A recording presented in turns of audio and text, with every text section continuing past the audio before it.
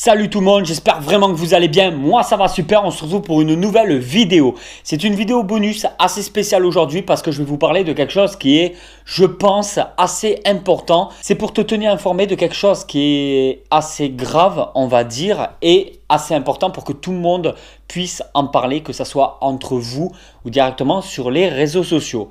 Je vais vous parler de l'article 13. Alors, il y a beaucoup de monde qui ne sont toujours pas au courant de ce que c'est l'article 13. Il y a plusieurs articles, mais notamment le 13 qui pose un sérieux problème pour YouTube et pas mal de réseaux sociaux. Alors attention, dans cette vidéo, je ne vais pas vous décrire ce qu'il en est réellement. Je pense qu'il y a beaucoup de vidéastes sur YouTube, bien plus qualifiés que moi sur le sujet, qui sont parfaitement au courant donc des lois, de ce qui s'est passé et tout. Ils ont fait des vidéos au top là-dessus. Donc cherchez pas, tu vas être informé de ce que c'est l'article 13 et des problèmes qui risquent d'y avoir fortement. C'est fort possible qu'il y ait des gros problèmes pour 2019. Et pour pas être étonné et être un petit peu informé de tout ça, je te mets directement le lien de quelques vidéos qu'on peut retrouver sur YouTube avec des personnes qui détaillent bien le problème actuel. En bref, il y a un article qui a été voté par l'Union européenne. Ce n'est pas un problème français, pour une fois, j'allais dire. C'est un problème européen.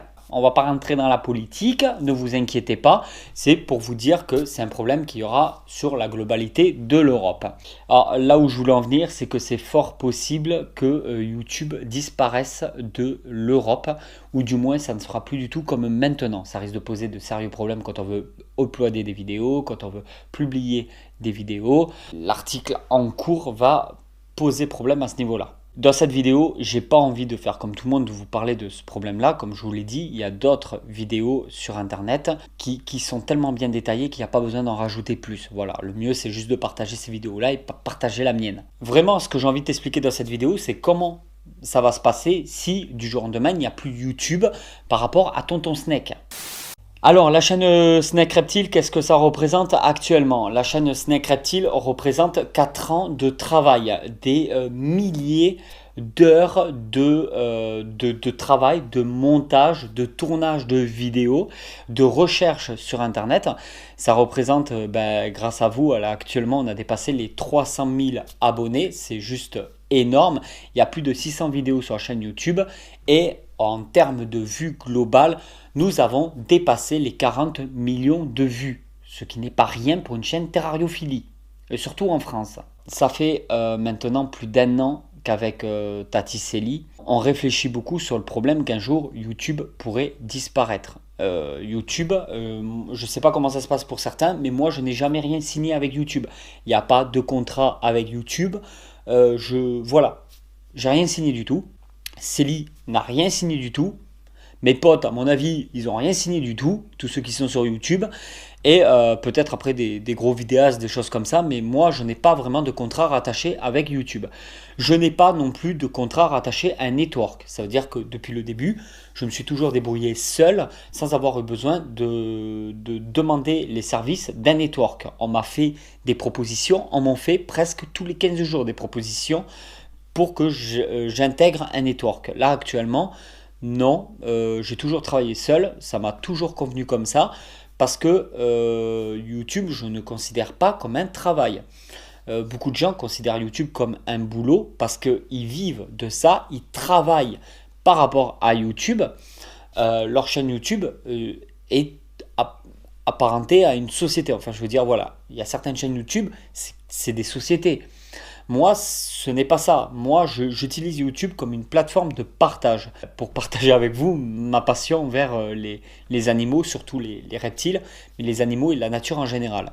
Là où je veux en venir, c'est que ça fait longtemps avec Célie qu'on s'est préparé à l'éventualité qu'un jour, il n'y ait plus du tout YouTube.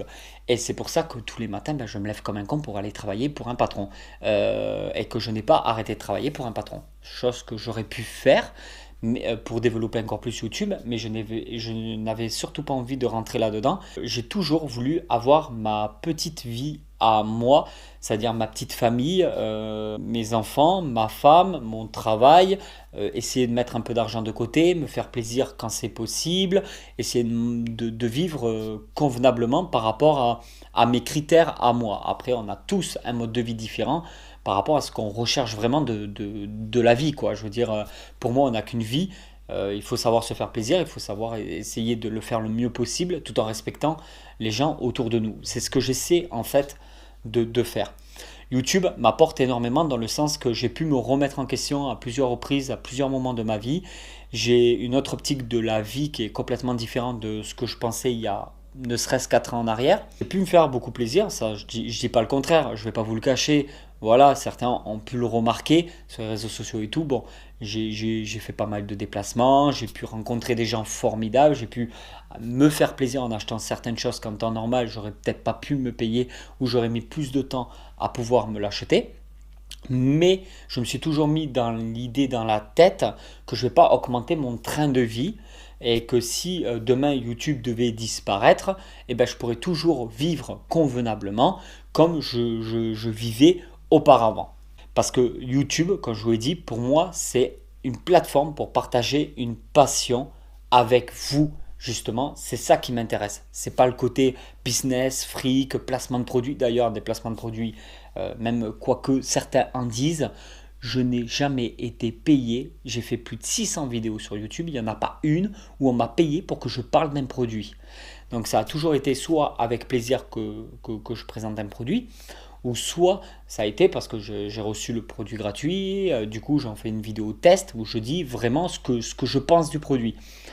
Mais YouTube n'a pas été pour moi ce côté commercial, business, où j'ai besoin de YouTube pour vivre, etc. Il y en a qui ont pris ce risque-là, qui ont eu ce choix de vivre et de se dire, je vais vivre de ma passion, je fonce et on verra bien ce qui se passe. Et franchement, respect pour ces gens-là, c'est pas du tout une critique. Au contraire, c'est des gens que je respecte, qui ont peut-être eu à un moment donné plus de courage que moi. Moi, j'ai préféré chercher la facilité, travailler pour un patron, lui faire gagner du fric en espérant qu'il m'en donne un petit peu à la fin. J'ai voulu en fait pas faire un fonctionnement comme la plupart des gens font, c'est-à-dire on travaille pour un patron, on travaille pour une société, on travaille pour YouTube, on travaille peu importe pour qui, mais à l'arrivée, on a une source de revenus qui rentre. Si on est en couple, on a deux sources, parfois, si c'est possible, de revenus qui rentrent. Mais j'ai l'impression que la plupart des gens, ils se disent je bosse là, j'y reste le plus longtemps possible, on verra plus tard comment ça se passe. Je fais ça de ma vie et on verra plus tard comment ça se passe. Et moi, je n'arrive pas en fait, c'est pas que je critique ce moyen-là de fonctionnement, c'est que moi, je n'arrive pas en fait à faire ce moyen-là de fonctionnement.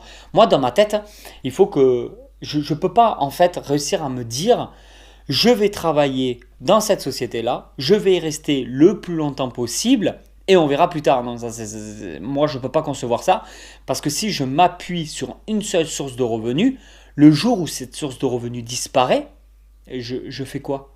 C'est là que la panique commence. C'est là que je me dis, je peux me retrouver du jour au lendemain dans la merde. Dans ma vie à moi, je ne peux pas me dire, j'ai qu'une source de revenus, c'est pas possible. Donc, au fur et à mesure des années, j'ai réussi à accumuler plusieurs sources de revenus, bien plus petites, bien moins importantes, mais plusieurs sources de revenus qui rentrent et qui me donnent une certaine sécurité. Ça veut dire que si demain, je perds YouTube, si demain, je perds mon patron, j'ai autre chose aussi. Il y a des activités que je fais à côté que je ne vous ai jamais parlé. Il y a des choses que je fais qui est de l'ordre aussi de ma vie privée à moi. Et j'aime tout séparer. Ça veut dire YouTube, je n'aime pas parler de ma vie privée sur YouTube. À ma vie privée, j'aime pas trop non plus parler de YouTube. Je veux dire, voilà, j'ai des amis qui sont très bien informés que je fais des vidéos sur YouTube, mais je leur en parle pas forcément et ils ne regardent pas forcément mes vidéos. Et quand on se voit, on parle de tout sauf de YouTube et ça fait aussi super plaisir. J'ai mes passions, j'ai mes amis, j'ai mes activités, j'ai mes relations et j'essaie de faire ce petit train-là de la meilleure façon qui me semble être le mieux. Je ne sais pas si cette phrase est cohérente. Donc, ce que je voulais vous dire, c'est que je ne m'appuie pas sur YouTube pour vivre de quoi que ce soit. Et heureusement, YouTube a de sérieux problèmes en ce moment, mais vraiment de sérieux problèmes parce qu'ils ont même créé une pétition pour qu'on puisse la signer. Donc si je la retrouve, je vous mettrai le lien dans la description, je l'ai quand même signée, bien évidemment. Moi, je suis pour YouTube. Je suis pour que tout ça avance, pour la liberté d'expression, pour que les chaînes puissent continuer de progresser, pour que beaucoup de personnes essaient de s'en sortir grâce à YouTube, pour que beaucoup de personnes puissent réaliser leurs rêves grâce à YouTube, pour cette, je le répète une fois de plus, cette liberté d'expression, que quelqu'un qui a quelque chose à dire puisse tourner une vidéo et dire ce qu'il a envie de dire, parce que moi je suis vraiment la télévision, j'ai beaucoup de mal avec la télévision. Je regarde beaucoup de séries, je regarde beaucoup les informations, de reportages, de ci, de ça, mais tout par rapport à Internet en fin de compte. Et je suis de moins en moins télévision, et ça fait des années que j'ai pas allumé la télévision pour mettre juste une chaîne. Je crois que ça doit faire au moins 6 ans que j'ai pas cliqué sur une chaîne de télé. En fait, on ne sait pas du tout comment ça va se passer YouTube. Il y en a qui disent que ça va totalement disparaître. Il y en a qui disent que c'est certaines chaînes YouTube qui vont disparaître. Il y en a qui pensent qu'il va rien y avoir du tout et que tout est nickel. On ne sait pas. Ça se passe en 2019. C'était une vidéo comme ça pour vous dire moi comment je vois les choses. Va pas t'imaginer que tonton il va pleurer parce que YouTube risque de disparaître ou quoi que ce soit. C'est une éventualité que j'ai toujours, que ça fait plus d'1 an que je me mets dans la tête, que je n'ai jamais rien signé avec eux et que du jour au lendemain, si YouTube a décidé de plus rien me donner et que les vidéos c'est 100% bénévole, et ben c'est comme ça. Ça m'empêchera pas de partager une passion, ça m'empêchera pas d'essayer de communiquer avec vous, de répondre à des commentaires, ça m'empêchera pas de montrer ce que j'ai envie de montrer, toutes ces passions, toutes ces choses que j'ai envie de partager avec vous. Ben, si YouTube ne me paye pas du jour au lendemain, ben c'est pas grave, je continuerai à partager tout ça. Même YouTube en soi-même ne sait même pas, même les gros vidéastes qui en ont parlé, qui ont des networks, même les networks ne sont même pas au courant de tout ce qui va se passer. Et là, on attend de voir, donc en 2019, comment ça se passe. Je vous tiens juste informé qu'il y a bien un article 13, qu'il y a bien de gros problèmes en ce moment, qui risquent de nous tomber sur la gueule. Regarde les liens dans la description pour en savoir plus. C'est pour te tenir informé de tout ça, que tu ne sois pas surpris du jour au lendemain s'il y a des gros problèmes avec YouTube. Petite vidéo bonus, dans la joie et la bonne humeur. Je te dis à très vite pour une nouvelle aventure. Allez tout le monde, ciao ciao.